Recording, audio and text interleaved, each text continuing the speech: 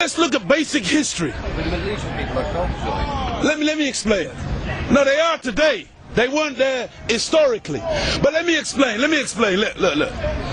You're an Englishman. In the English school curriculum, they teach that the English, the British, the Brits were barbarians.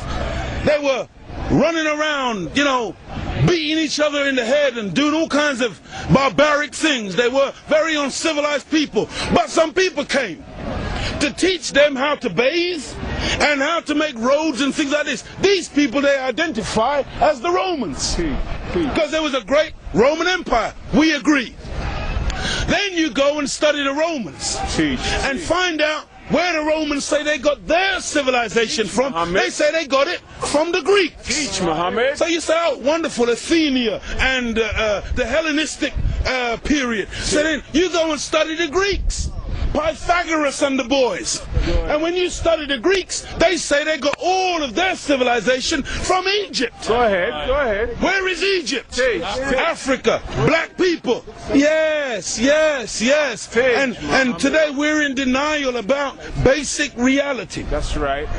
And so I'm saying to you that it's really just important to understand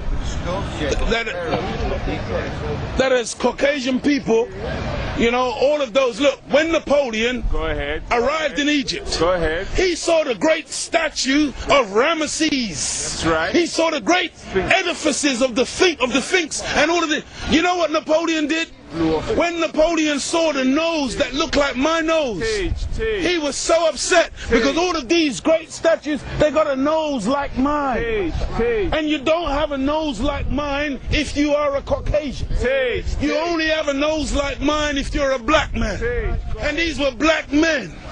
Huge statues that scared the life out of Napoleon. And so he told his soldiers, turn the cannons on these statues and blow the noses off.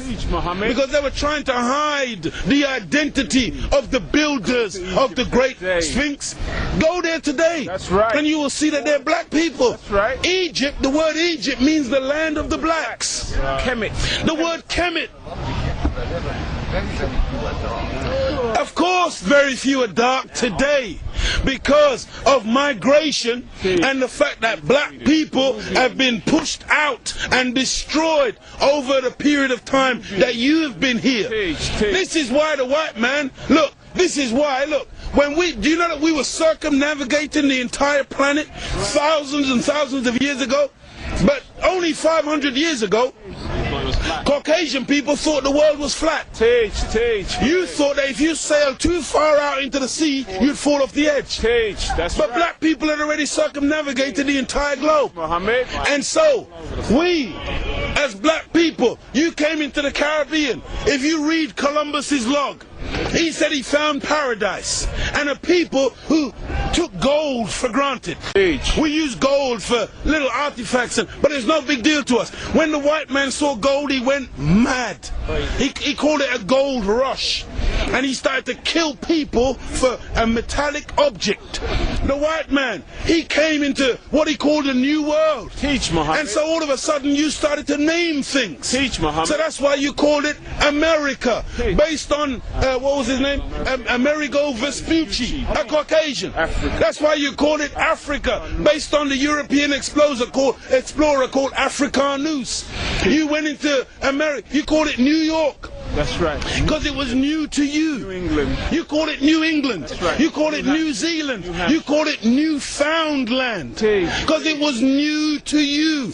But to us, we were already there. That's why we're called aboriginals. Ab, meaning abstracted from the Father. From God Himself. Original, meaning the first. But you won't find Caucasian people calling themselves aboriginal anywhere on the planet. Because you're the new man, Paul Newman. You're a brand new man to the planet. And I say again, because I know you think we're joking, and we don't back off from this one iota. We made you. We made you through a process of genetic engineering. 6,000 years ago, from one blood came all human beings. But we produced you from us. Amen. Because within us there are two germs. Teach. A black one and a brown one. Teach. This is not this is not insulting language. This is science. Teach. And we found within ourselves a contrary nature. All color spectrum. And so we engineered this from ourselves, and it was produced as a Caucasian human being. And the first one of you that came on the planet was just 6,600 years ago. What was the point that you mentioned? Human. Humus. Look at this. Even the word human. You've heard the term of a darker hue. Human, meaning a dark man. Human, a man of color. That's why the topsoil of the earth is called humus. It is the dark organic material that gives life to the earth. Teach. Whenever you take away the dark organic material or you denature it, you're left with white granulated sand. Teach. Desert. You want to see those of us who think that white something to glorify in. No. Do you know that there's no such thing as a white mice found in nature? Teach. You know that all white mice were manufactured because they are weak, and that's the only kind of mice that they can really do laboratory experimentation on. Teach. And so they have produced them through genetic engineering. A white rabbit, you'll never find a white rabbit running in nature. That was put there from a laboratory. And so you got to understand that white intrinsically is the weaker side of black. White is not the strength. White is in fact the weak aspect. And so when you want real flour, you go and get yourself some whole grain flour. You got to go and get wholemeal. It's got to have the whole meal in it. It's called brown flour. And that's the one that wise people eat. You don't eat this, but then you make the white flour, which you've totally denatured, and you call it mighty white. When you look at the great white shark, it's not white. You're so desperate to have white things that are great that you call it a great white. You call it the great white whale. It's not a white whale, not white. It's black or grey, but it's not white. You can't get a heavyweight champion, so you're looking for a great white hope. You try and turn Frank Bruno into a white man in desperation. This is real. I'm saying it's a psychological thing with white people where you want to find your place. And your scientists and your historians, they spend so much time asking the question, where do we come from? Because they are puzzled as to your origin. They ask the question, why do we kill the way we do? Because there's a different nature. You have a different nature to the rest of the members of the human family.